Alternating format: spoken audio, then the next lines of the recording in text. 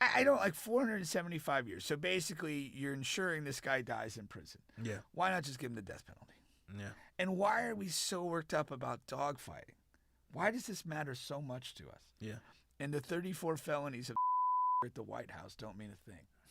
Like, seriously. Yeah. What are we valuing that this guy gets this absurd sentence for dogfighting? And I'm not endorsing dogfighting, but there's a whole lot of more heinous going on right now than dogfighting.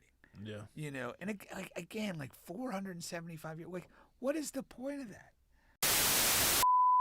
I thought this is another interesting one. So, a Paulding County man was sentenced to 475 years in prison Thursday for 93 counts of dog fighting and 10 counts of cruelty to animals. This has been trending and going around a lot, of course. That's like a crazy amount of years, 475 years. And I want you to talk, but I found these. It was a comment made by the police that I thought was very, very interesting. But go ahead. I'm going to say, but go ahead and share your thoughts on that. This is really dumb. I mean, I don't like 475 years. So basically, you're ensuring this guy dies in prison. Yeah. Why not just give him the death penalty? Yeah. And why are we so worked up about dogfighting? Why does this matter so much to us? Yeah. And the 34 felonies of the cocksucker at the White House don't mean a thing. Like, seriously. Yeah. What are we valuing that this guy gets this absurd sentence for dogfighting? And I'm not endorsing dogfighting, but there's a whole lot of more heinous shit going on right now than dogfighting. Yeah. You know, and like again, like 475 years. Like, what is the point of that? The oldest person alive is what, maybe 120? Yeah. Like, you know, basically 25% of your sentence. It's just stupid. But, I mean, I would assume it's like the product of some sort of weird sentencing guidelines in that state or jurisdiction where it's like, you know, minimum sentence for each count is, you know, 10 years, and then you add up all the counts and you come up with this absurd number. But yeah, let's focus on shit that matters. Yeah. And the judge sentenced him to a maximum amount allowed by your law. And I was looking for I can't find it. But I mean, yeah, but that's nuts, man. But like I mean, in the last month or so, I feel like we've talked about at least 2 or 3 adults who have done horrific things to children. Yes. It's like they deserve this type of sentence. Like, way more than screwing around with the dogs. Yeah. Like that's the thing. And I don't think they get that sentence. I think they get something a lot less. And that's I wonder why is it like that? I don't know.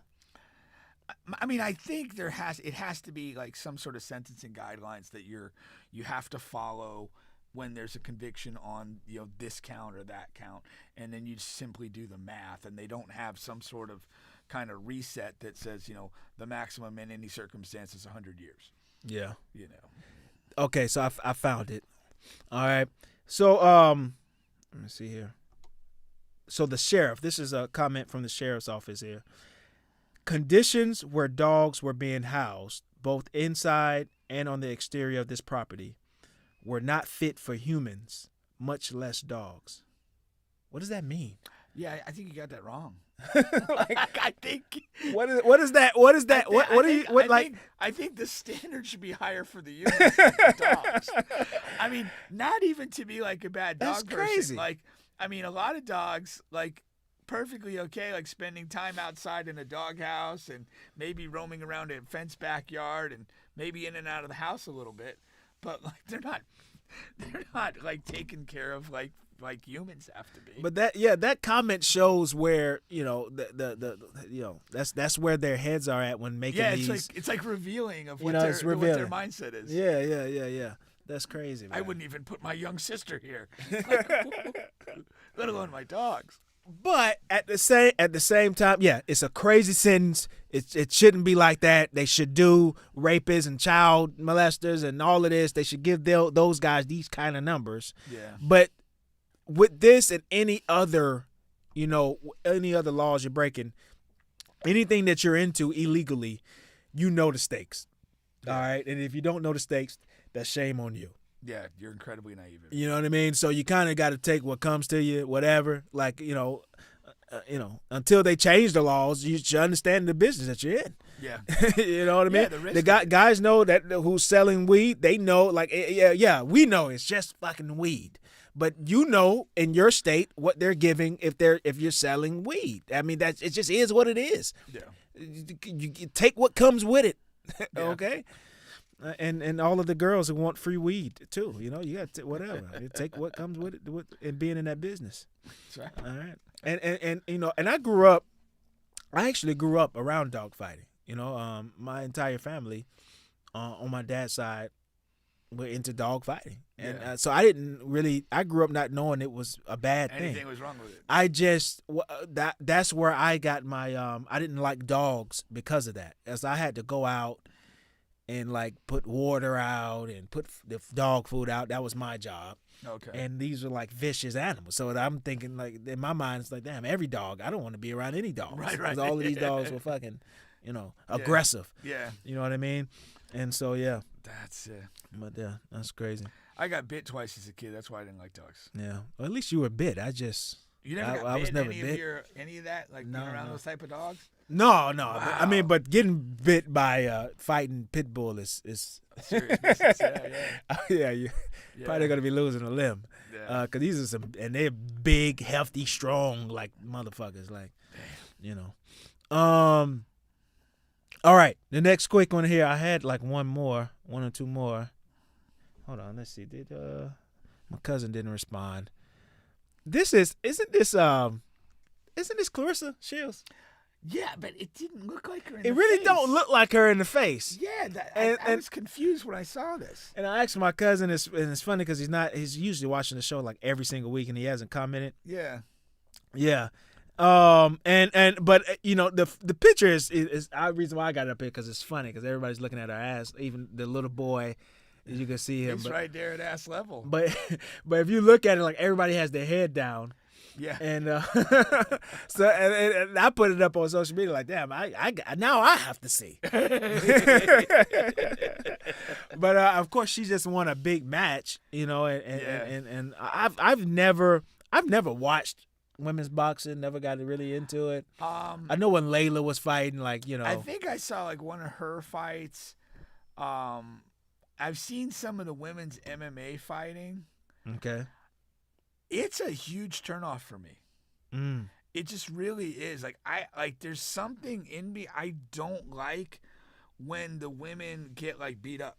No. Like, and again, like if you put it into context like MMA, these girls come out, they come into the octagon, they're super fit, some of them are attractive, and then the fight begins. And like, there's a pretty good chance like one of these girls is going to be, if not both, like bloodied up and deformed by the end of the fight. So I know my answer to this, but I'll ask it anyway. So like you wouldn't watch like they were having a conversation like a Clarissa versus Paul. The dude? Yeah. No. No. I mean, don't think for a minute I wouldn't be thrilled if she knocked him dead. But I wouldn't watch it. Because again, like, okay, you're gonna fight Mike Tyson and have rules about that. Yeah. Like, what do you think you're gonna do with Clarissa Shields? Yeah. Like, it's crazy. Like, I don't know. And I would assume, maybe this gives the Paul brothers too much credit, but like there was an interview with Serena Williams, and back when she was in the peak of her powers, and like she candidly said, it's like, hey, if I play a top 5 man in the world, I'm getting blasted. I can't beat that guy. Yeah. I could beat a ton of dudes that think they can play tennis, but I can't do that. And I would assume that fighting would be the same. Is that Clarissa Shields fighting an on par skilled male, and maybe that's not the Paul brothers, she's not winning that. I mean, just men have some physical advantage. I mean, there's a reason the men's 100-meter time is 9.59 and the women's record is like 10.49. Yeah. It's just different. Yeah. And then when you're in that close combat sports, and the skill level is comparable, that's gonna dictate things. Yeah. So I would not want to see it, and the fact that if they do it, something's wrong with it. Yeah. There's something Something in stinks. play that we're doing this, but we're only gonna do it like that. Some definitely stinks. But credit to her for looking that good. Yeah, seriously. Yeah. Let's go here. I don't know if you saw this. So, a comedian, T.K. Kirkland, and he does a lot of podcasts and stuff now, says that raising another man's child is mental illness. Compares it to trans people as well. To trans people? Yeah. Okay. Being that he thinks like being a trans person is mental illness as well. That's what T.K. Kirkland says. I don't know. Like again, this is just a quick thing here. I just thought it was interesting to note, but it's Now it is interesting to note, and there's a lot of layers to it. Yeah. It's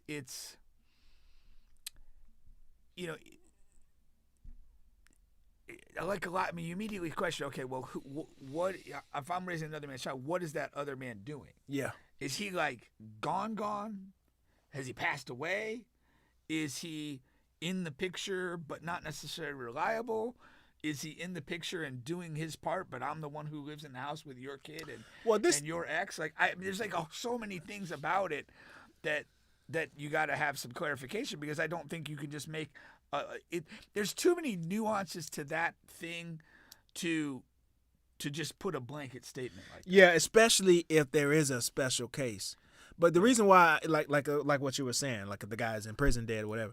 But my thing is, the reason why I think it's wrong and he's crazy for saying that is because no matter what, if you get with a single mother, you're going to be raising that child, no matter what. Even if the child's father is super involved in that child's life, if you are with the mother and you guys are living together, you become a part of that dynamic. You can't avoid it. Right. No matter what. So the only way to avoid it is not be with the mother. So you're essentially saying single men shouldn't date single mothers. Yeah, you're basically saying is single nuts. mothers are undateable. Yeah, single mothers are undateable. They are off the market, undateable in your eyes. Yeah. They should only be with the person that they made a child with. And that's just crazy. Yeah. And again, just what about the needs of the child? Yeah. Like, you could come into a situation and realize that this kid needs something, that you could help this person. Like, yeah. How is that different than just helping anybody that you're capable of? Right. I know it's funny when you first posted that, I was thinking of the Equalizer movie with Denzel. And I don't know if you saw that. The first, yeah, of course. The first one. The first one. And remember, he went to like his mentor's house, that woman, and she's kind of like, well, hey, how the hell did you get in this situation? And he's just like, I've done a lot of bad things, and I just saw a situation where something was wrong, and I knew I could do something about it. Yeah. So I did. And sometimes it's that simple. Yeah. Like, you get exposed to a child who needs something that you can provide, and why not? Yeah. If you're going to make somebody else's life better. Yeah, I mean, we look at like general charitable acts of just helping a person or whatever. Why can't that person just be a kid? Facts. And why can't the help be somewhat consistent? No, for sure.